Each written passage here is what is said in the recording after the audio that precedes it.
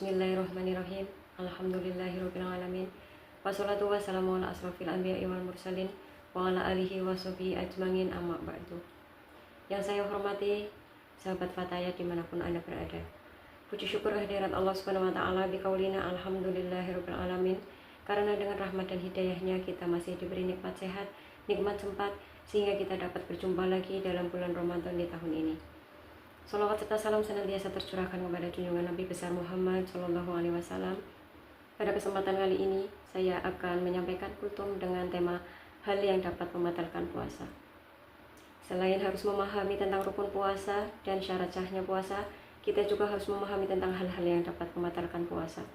Seperti yang dijelaskan dalam kitab Fat Al-Qorib yang mengutip tentang 8 hal yang dapat membatalkan puasa. 8 hal tersebut yaitu: pertama, masuknya sesuatu melalui tenggorokan. Makan dan minum adalah yang termasuk dalam hal tersebut. Karena makan dan minum masuknya sesuatu melalui leher atau tenggorokan lalu masuk dalam perut.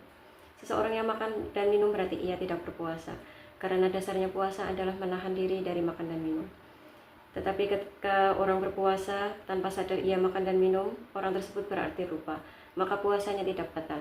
Asalkan setelah ingat bahwa ia sedang berpuasa, maka ia menghentikan makan dan minumnya.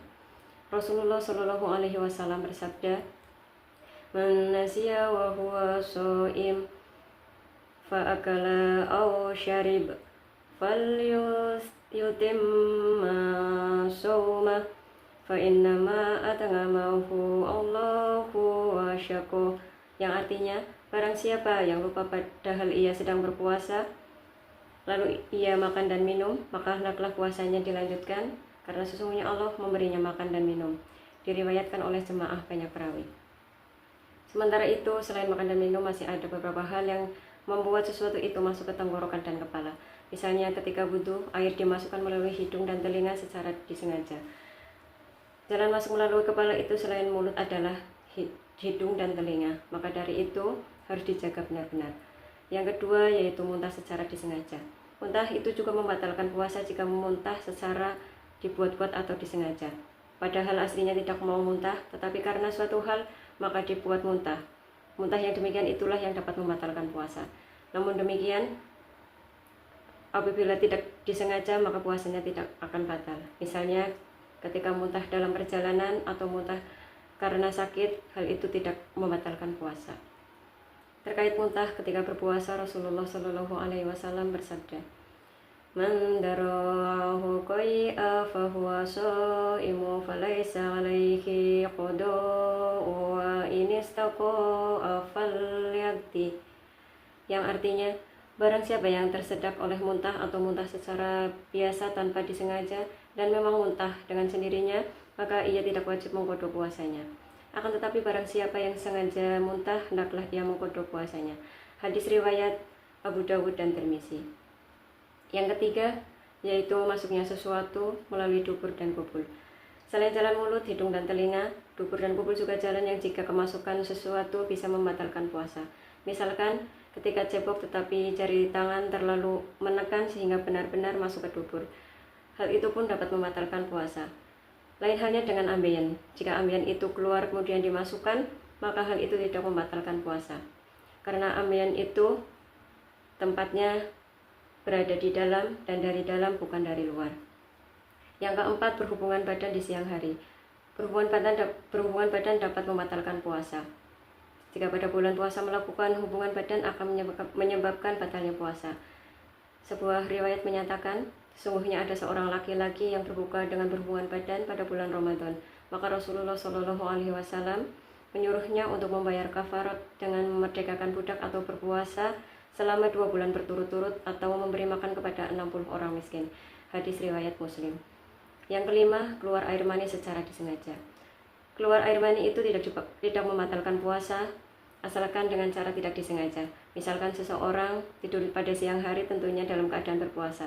Karena tidur dia kemudian bermimpi basah sehingga keluar air mani. Sesungguhnya mimpi basah itu di luar kendali manusia dan Allah membuatnya seseorang itu bermimpi lalu bermimpi basah, maka puasanya itu tidak batal. Tetapi setelah ia terbangun hendaklah ia mandi junub untuk menghilangkan hadas besarnya. Akan tetapi jika keluar air mani secara disengaja, maka hal itulah yang dapat membatalkan puasa. Seperti seseorang memandang atau memeluk lawan jenisnya dengan penuh nafsu syahwat sehingga air mania keluar, maka hal tersebut dapat membatalkan puasa. Yang keenam, haid dan nifas. Haid dan nifas merupakan dua hal yang tidak bisa ditolak bagi kaum perempuan. Oleh karena itu, jika perempuan mendapatkan dirinya haid, maka puasanya batal, meskipun itu hanya sebentar. Meskipun ketika waktu telah menjelang maghrib, artinya sebentar lagi memasuki waktu berbuka, tapi mendadak seorang perempuan itu haid, maka puasanya batal. Maka dari itu, dia harus mengkudu puasanya di luar bulan Ramadan.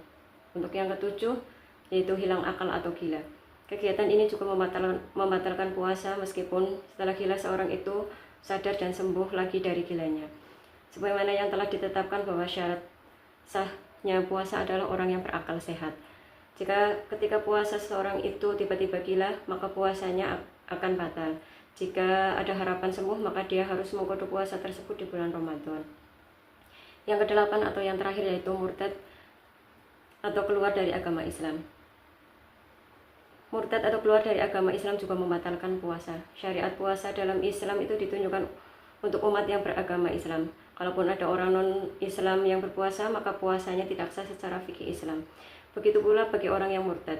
Meskipun dia sedang berpuasa dan ketika itu agamanya tetap masih Islam, jika murtad ketika masih berpuasa, maka puasanya telah batal.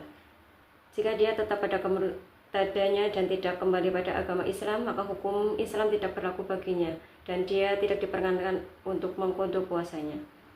Demikian hal-hal yang dapat membatalkan puasa. Sahabat Fatayat yang berbahagia, di bulan Ramadan ini marilah kita berlomba-lomba dalam kebaikan. Semoga Allah SWT senantiasa memberi kita kesehatan, rezeki murah dan barokah, menjaga iman dan takwa kita sehingga dapat bertemu kembali di bulan Ramadan tahun depan dan tahun-tahun berikutnya. Sekian yang dapat saya sampaikan, semoga bermanfaat. Saya mohon maaf apabila ada kata-kata yang kurang berkenan.